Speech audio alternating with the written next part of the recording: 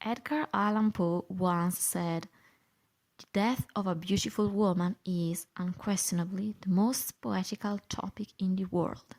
Yeah, he really said that. And although Edgar Allan Poe's quote may sound weird, even creepy, we realize he was right when we think about the fate young, attractive women may face in literature and in mythology. I mean, just think about it. Snow White, a character from the German folklore created by the Grimm brothers, was poisoned by her stepmother. Cinderella, a character created by the Italian author Giambattista Basile in the famous play Lo Conto delle Conti, or The Tale of the Tales would be translated in English, is abused by her stepmothers and her stepsisters. Rapunzel, another character from European folklore, was prisoner in a tower. Juliet, from the play Romeo and Juliet by the English Shakespeare, committed suicide. Ophelia, from Hamlet, another play by Shakespeare, drowned herself. In Tristan and Isolde, a German play by Wagner, Isolde let herself die after her lover Tristan commits suicide. Or again, in the Divan comedy by the Italian Dante Alighieri, Francesca, a female character, is killed by her husband in a very violent way. What do these women have in common? They are all young and attractive ladies who fate a horrible destiny. So, in this sense, Edgar Allan Poe was probably right. The audience can help falling in love with pretty and sad female characters. In this video, I will analyze some popular examples of this trope. I hope you liked the video.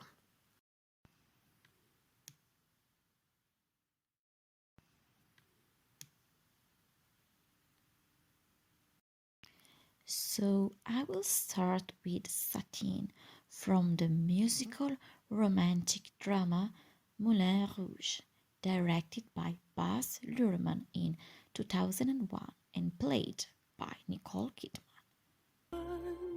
That I put down in war. The plot is set in 1900, and Satine is an exotic dancer and courtesan who works at the Moulin Rouge in Paris. Thanks to her beauty, her luscious red hair, and her big blue eyes, Satine is the star performer of Moulin Rouge. Every customer wants her, and she's Harold Zidler's favorite dancer, the owner of the place. Zidler has a plan. He wants the Duke to meet Satine. Considering that she's gorgeous, the man will fall in love with her, and he will make Satine a great artist famous all around the world. Unfortunately, Satine is dying. She has tuberculosis. Not to mention that, because of her beauty, Nini is jealous of her, and she harasses the girl when she can. At the end, Satine falls in love with Christian, a young, poor writer, but she can't be with him because she's meant to be with the Duke, who is extremely jealous and possessive. At the end, Satine dies because of her disease, and her death destroys Christian forever. Satine is not the only character with a dramatic fate. In 1831, the French author Victor Hugo wrote Notre Dame de Paris, an amazing novel. I really recommend you to read it.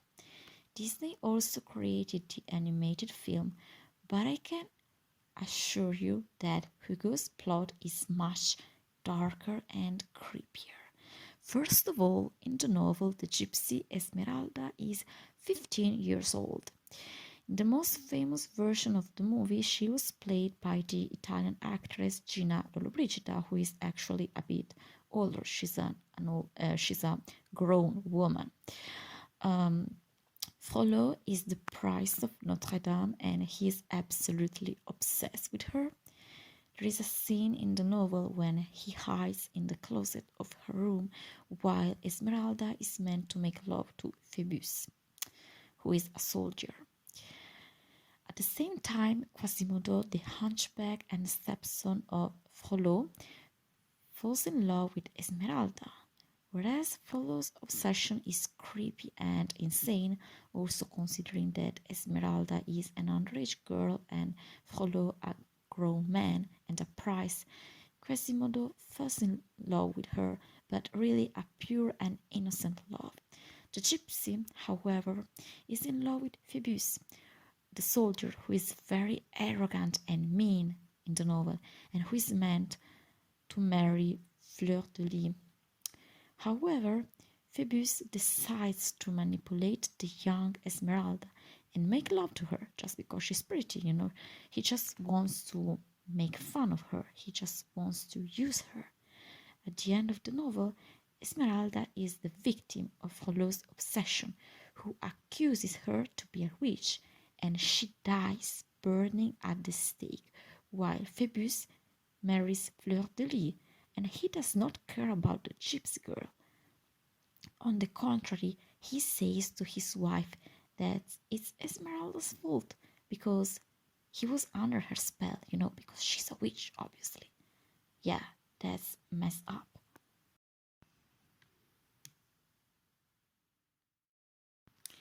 Carla Roson. Carla Roson is a character from Elite, a Spanish Netflix show, and played by Esther Exposito. Yes, I know that maybe you can't compare Carla to Satine or Esmeralda, but I wanted her to be on this list because her character really impressed me, and I will explain you why. Being Carla very beautiful, she catches the attention of many male characters, Christian, Polo, Samuel, and so on. In season 3, Carla is in love with Samuel, but her dad doesn't allow her to date him, being Carla upper class and Samuel a waiter from the lower class. One day, Yerai, a young businessman, notices Carla, and like the majority of male characters, he falls in love with her. At this point of the plot, for me, it was very sad because Carla's father obliges her to break up with Samuel to be with Yerai because he wants Yerai to invest in his wine business. I find it to be heartbreaking because literally Carla pretends to be in love with a man she doesn't like and she is obliged to have sexual encounters with him. Not to mention that she starts to abuse drugs and alcohol because she can't pretend anymore. Although Carla's fate is not as dramatic as Satine or Esmeralda, I had always felt empathy for her. If you look at her face, she looks dead inside, especially when she starts to consume drugs to be with Yerai. Malena. Malena is an Italian movie from 2000 by Giuseppe Tornatore with Monica Bellucci who plays Malena and set during the Second World War in Sicily. Okay, first of all, the aesthetics of this movie is gorgeous. The background, the building, the shore, everything. The main character is Maddalena Bonsignore Scordia, but her nickname is Malena. Malena is literally harassed by everyone in her little town of Castelcuto. Women hate her because of her beauty, and men sexually harass her. In this case, Malena's beauty is not a blessing anymore. Especially when her husband dies in the war, she understands that she's alone in the world.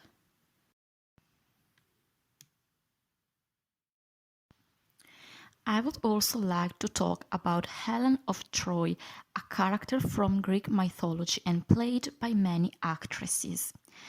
In the mythology, Helen is described as the most beautiful woman of the universe. Paride literally kidnaps her because he falls in love with her and she is obliged to marry him. I mean, that's very creepy. Not to mention that the other characters blame her because they say she's the reason why the War of Troy started in the first place. At the end, even Helen believes she's the reason why the war started and all those awful things happened to her. Johanna. Johanna is a fictional character appearing in Sweeney Todd, a movie by Tim Burton from 2007. In 1846, Benjamin Barker, a barber, arrives in London, 15 years earlier, he was falsely convicted and exiled to Australia by the corrupt Judge Turpin, who lasted after Barker's wife Lucy. Lovett tells him that once he was exiled, Turpin raped Lucy, who then poisoned herself with arsenic. The couple's daughter, Johanna, is now Turpin's ward. Turpin sexually harassed Johanna, who is her prisoner. I have always found Johanna's story extremely sad and creepy and messed up. She's a bit like a Victorian Rapunzel, but her slaughter is a predator and evil man instead of a stepmother. So obviously those are fictional characters, but it made me think about real people. For example, Brooke Shields. Because of her beauty, Brooke Shields has been sexualized since she was a kid, at the point where journalists literally asked her about her virginity. What really disgusted me was that she was on the cover of a Playboy magazine when she was 10 years old. That's messed up. Even in the movie The Blue Lagoon, she was sexualized a lot, even if she was just a teenager. Another example is obviously Marilyn Monroe. Modern Girls made a very interesting video about her life. She talks about the fact that men kept sexualizing her even if she was a very talented actress. People just wanted her to be these blonde bombshells, and also the fact that the other actresses didn't like her because the way men saw her. She died when she was extremely young and people really harassed her whole life. Another example is Megan Fox, who says movie directors were obsessed with her and they obliged her to shoot a bikini scene while she was a teenager. And I was just sort of in the background. I was 15 at the time, so I was underage, but I was in a Stars and Stripes bikini and a red cowboy hat dancing under a waterfall. That was my first job. Again, Modern Girls talks about Megan Fox in her video, so check it out. And also, personally, it reminds me of a more recent case of Sydney Sweeney. Okay, first of all, Sydney is the most sexualized character in Euphoria, and probably because she has a curvy body. I mean, she's gorgeous.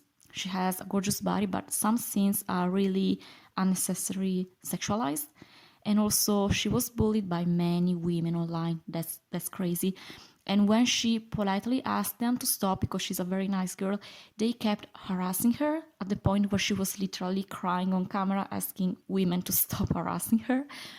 But obviously, I think those women were clearly jealous, but that doesn't justify their comments, especially considering that she's a very nice person and very unproblematic. So yes, I hope you like this video and have a nice day.